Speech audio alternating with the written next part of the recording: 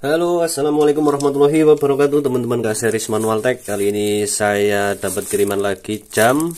Ini dari rekan kita, mana ini? Dari Sidoarjo, Jawa Timur. Saya tidak mau menyebutkan namanya karena privasi. Langsung saja kita cek ya. Ini masih terbungkus rapat. Kita akan sama-sama belajar cari pengalaman baru lagi. Siapa tahu ada masalah baru yang bisa jadi pembelajaran untuk kita berkaitan dengan jam. Dan nanti saya juga mau itu servis jam yang analog ya, jadi kita nggak cuma digital, terus kita juga akan memperbaiki yang analog sama lihat bentuknya. Oke, ini pakai kardus masker. Jadi ini udah jam kesekian, nggak semua jam yang dikirimkan itu saya video ya, yang menarik aja, yang sekiranya kasusnya itu agak lain. Nah, ini jam standarnya, sepertinya pernah dibongkar ini karena kurang rigid. Ini udah agak longgar-longgar ya. Kalau masalah ori enggaknya, ini sepertinya ori, cuma nggak tahu kita merek apa. Oke, coba kita penerangan dulu. Nah, gelap ini tempatnya. Oke, ini dia. Ini ori. Terangannya ini kemarin mati total. Kalau dilihat ini jamnya punya apa ya? Punya Super Grand Extra ya, Grand Extra. Oke, kita siapkan adaptor dan soket-soketnya dulu. Nah, kalau pengetesan harus pakai adaptor. Oke, di sini saya akan menyiapkan soketnya dulu. Jadi teman-teman kalau ngirim ke saya, ini saya sudah ada soket ya. Jadi ini untuk pengecekan di luar mobil. Jadi ini soketnya tinggal saya masukkan. Jadi sebelum saya bongkar-bongkar, ini soketnya akan saya isi dengan satu daya dulu. Apakah cocok? Harusnya cocok karena ini soket kijang juga. Oke, cocok ya. Tinggal kita tekan. Ini saya akan coba untuk masukkan arus dulu. Di sini dipastikan untuk yang kodenya BE ACC nya itu udah benar. Ini nggak pakai iluminasi, jadi ini untuk Grand Extra, benar-benar Grand Extra. Yang paling atas itu kabel hijau strip putih. Kita lihat ini nanti yang kemasukan plus hijau strip putih. Kemudian ACC nya yang nomor 3. Berarti ini nanti kebalik ini. Karena skema kaki soketnya ini belum tentu sama. Ini nomor atas sendiri, berarti kan hijau putih sama hijau polos ini. Yang bener, hijau putih sama merah hitam. Mana ini hijau putih? Hijau putih, ini hijau putih. Oke, bener ini merah hitam. Kemudian yang groundnya yang E nomor 2 itu hitam polos yang ini ya. Jadi ini nggak kepake karena ini nggak ada iluminasi atau lampu kotanya. Kita siapkan adaptor. Jadi jam mati itu kan belum tentu dari jamnya juga, siapa tahu dari sekring mobilnya itu yang putus, tapi karena ketidaktahuan owner jadi bisa saja tahunya jamnya yang rusak. Oke, kita setting 12 volt dulu karena ini mobil kecil ya. Kita buat 12,5 kita aja. Oke, sudah. Kalau sudah, kita sekali lagi pastikan untuk kaki soketnya dan kabelnya benar. B atas sendiri hijau putih, kemudian yang ACC bawah sendiri merah hitam, kemudian yang nomor 2 hitam putih itu yang mirip. Kita kaitkan kaki adaptor ini tadi, jangan sampai konslet. Kita dapetin minyak dulu. Kalau sudah, kita masukkan yang ya, harus sudah masuk, menunjukkan bahwa memang jamnya mati. Kita ketok-ketok juga, nggak ada tanda-tanda kehidupan. Kita goyang-goyang soketnya ya, benar-benar mati pet atau mati total. Oke, kita cabut adaptornya, kita lakukan pembongkaran. Nah, ini kita bisa pakai tools seadanya, maksudnya bisa pakai cutter, bisa pakai alat-alat yang pipih, karena ini dia bautnya di dalam. Kalau ini cuma klem seperti ini aja, tapi ini rawan patah kalau nggak hati-hati ya. Jadi ini harus dirasa-rasa. Kalau sudah patah pada bagian ininya, itu nanti udah nggak kenceng, harus dilem G. Maka saya di sini biasa pakai alat-alat pipih macam kayak ini, pakai pisau penjahit itu ya. Ini kan pisau jahit, atau pakai cutter ya seadanya. Yang penting bisa untuk mengakomodir membuka pada bagian penguncinya.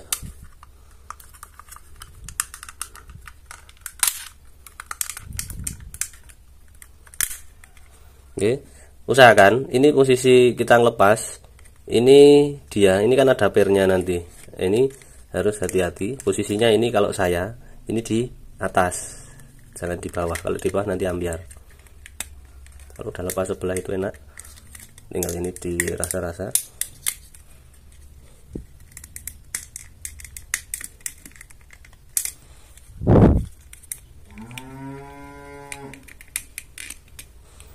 Ya. Nah, posisinya kalau ini di bawah, kita seperti ini, soketnya di atas. Ini tuh nggak ambiar, karena ini kalau dia akan lepas tombolnya ini. Ini kan akan ambiar. Nah, ini posisikan selalu di bawah ya layarnya. Nah, kalau sudah, di sini kan kita akan menemukan baut. Baut 1, 2. Nah, ini baut ini kenapa di sini? Karena di belakangnya ada per bekasnya. Kita lihat dulu. Pada bagian ini sebetulnya kelihatan baik-baik aja. Cuma ini nggak tahu ini kebakar apa, ada tanah spidol. Kita cium apakah ada bau terbakar, sepertinya tidak. Oke, kita lakukan pelepasan. Ingat, kalau seperti ini harus di atas, nanti bekasnya takutnya langsung mereteli kemana-mana. Oke,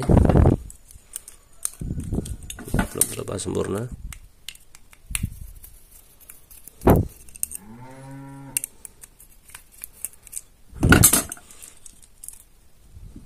Ya, dari yang saya maksud itu ini, kalau sampai kebalik hilang, nah itu jadi PR. Nah, nggak ada yang jual. Ya bisa diakali pakai punyanya per korek, tapi kan ketebalannya berbeda. Nah, kita simpan baut-baut kecilnya. Berulang kali kita lihat jam-jam seperti ini, itu kalau jam sekarang itu ringkes dan nggak pakai apa-apa, istilahnya pada bagian komponennya itu sudah pakai IC controller ini ya, yang paling baku.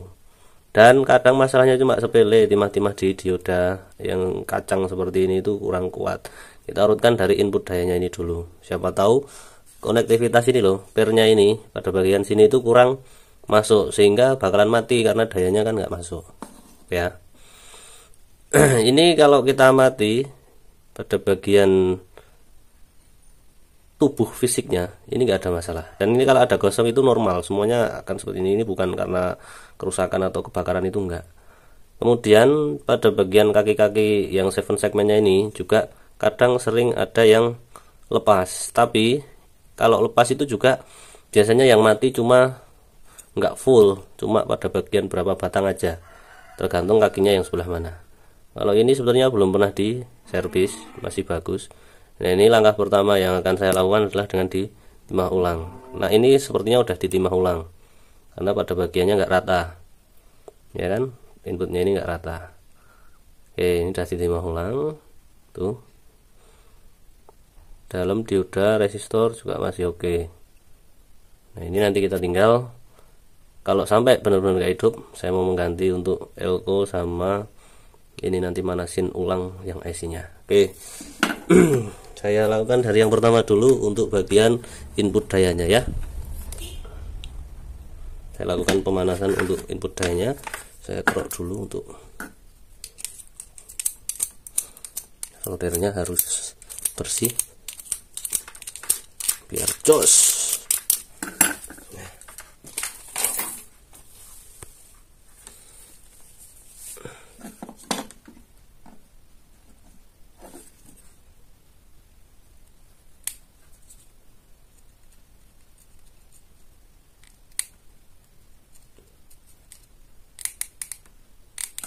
Sebetulnya servis kayak gini itu nggak mesti kita harus pakai punya multi juga, itu nggak mesti.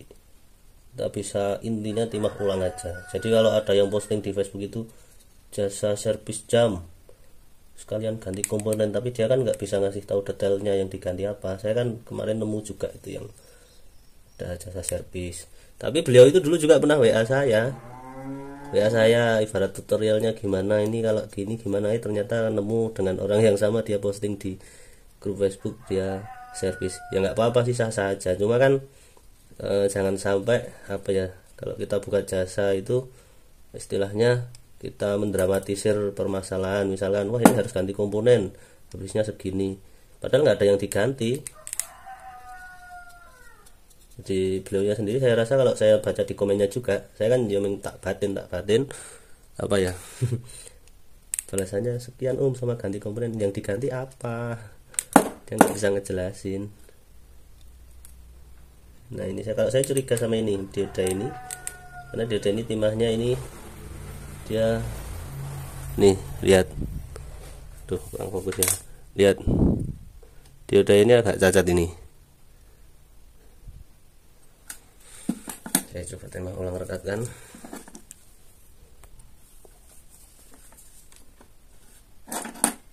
Maaf kalau nggak kelihatan, susah pakai kamera, terus juga nyolder. Oh ini solder kurang jos, ini udah kotor pucuknya.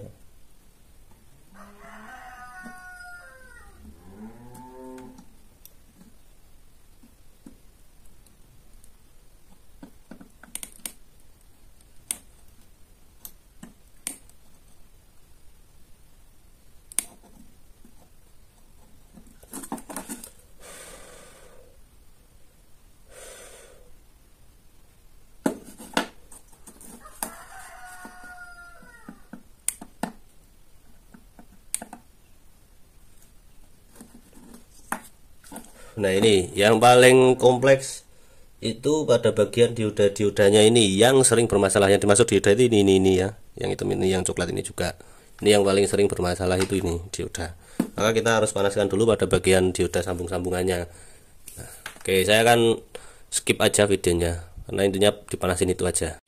Nah ini temen, yang saya maksud sering dia itu mencuri perhatian itu ini teman-teman.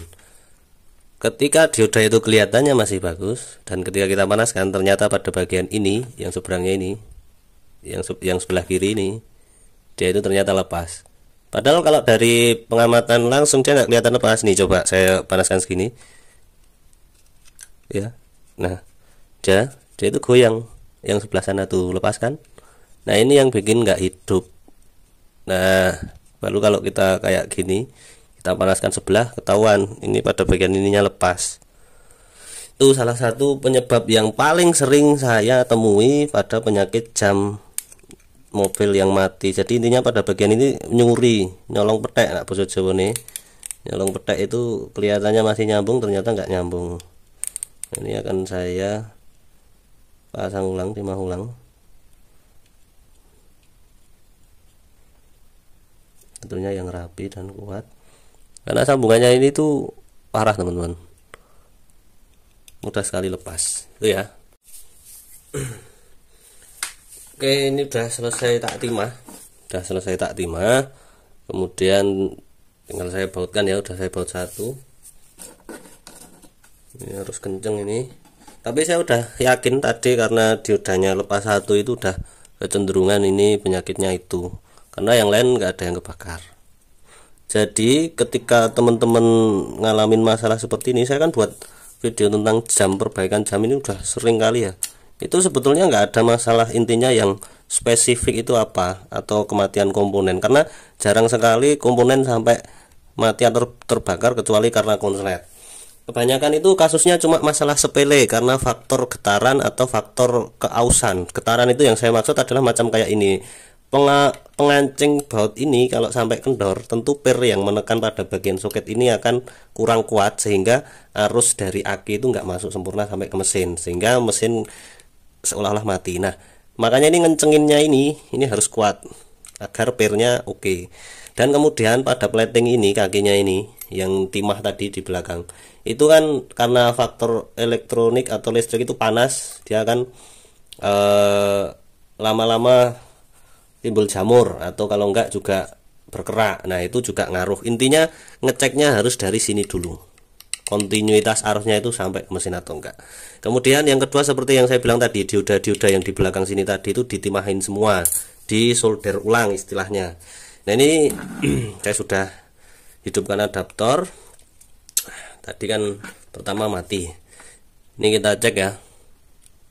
Kita masukkan arus, jangan sampai ke konslet. Oke. Masih mati. Oke, belum ada tanda-tanda kehidupan. Kita mainkan lagi bautnya ini. Siapa tahu faktor arusnya di sini itu ngaruh karena terlalu kencang ngerapetinya.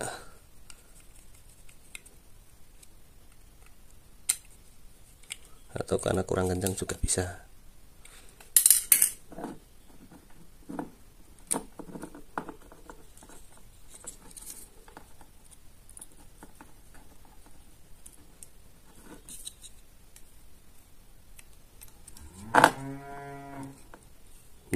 Hidup kan tuh, hidup. Cuma ini berarti masalahnya ada di soketnya ini yang kurang kencang. Bentar, tuh dia mau hidup. Bentar saya matiin lampu.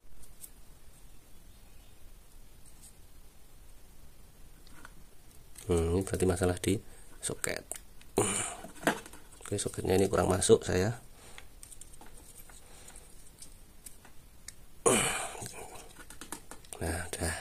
Nah itu kan, jadi yang pertama tadi pas sebelum diperbaiki ditimah ulang kan soket sudah saya masukkan kenceng, dan ini sudah kenceng karena penyakitnya tadi diodanya kurang kuat timahnya. Kemudian pada bagian sambungan untuk arus masuknya dia juga kurang kuat, perlu ditimah ulang. Sebetulnya kemarin saya sudah bilang sama yang punya jam ini, sama om siapa tadi, saya baru nunggu pesen ini elko nya ya kan. Jadi masalah itu jamnya elko nya mati yang ada pada bagian bawah sini, tapi ternyata ini udah oke. Tinggal kita coba untuk dipanjer aja ini, nanti dipanjer sambil digoyang-goyang, kentrok-kentrok. Kalau mobil kan juga kalau kurang kentrok mati kan juga kasihan. Jadi dinamikanya di kendaraan upayakan sampai berjalan normal. Kalau sudah yakin ini bisa kita tutup, tapi ini nanti saya bersihkan dulu. Saya mau coba untuk ganti jamnya. Saya pencet tombolnya ini untuk yang second minute, hanya untuk jamnya biar semuanya jalan, kelihatan jalan semua. Mana ini? 2, 3, 4, 5, 6, 7, 8, 9, 10, 11, 12. Oke, normal ya jamnya. Kita coba menitnya. Nah, ini perlu dibersihkan pakai minyak ini nanti, karena kurang bekas. Bentar, tak pasang karetnya.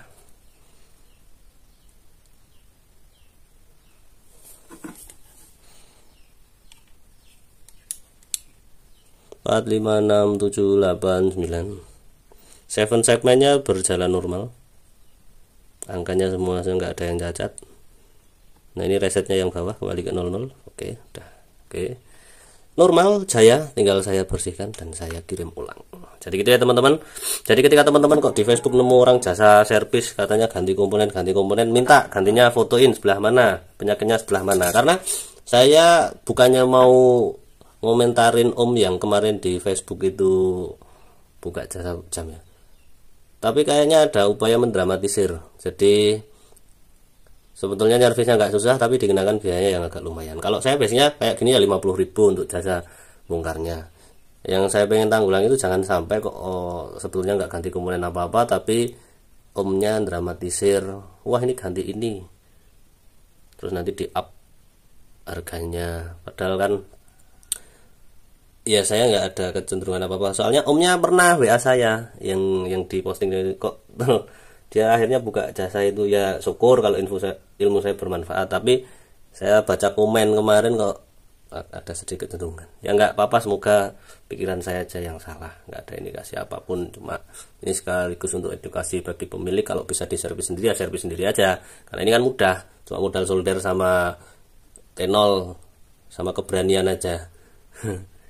Oke gitu teman-teman, terima kasih, semoga bermanfaat. Wassalamualaikum warahmatullahi wabarakatuh.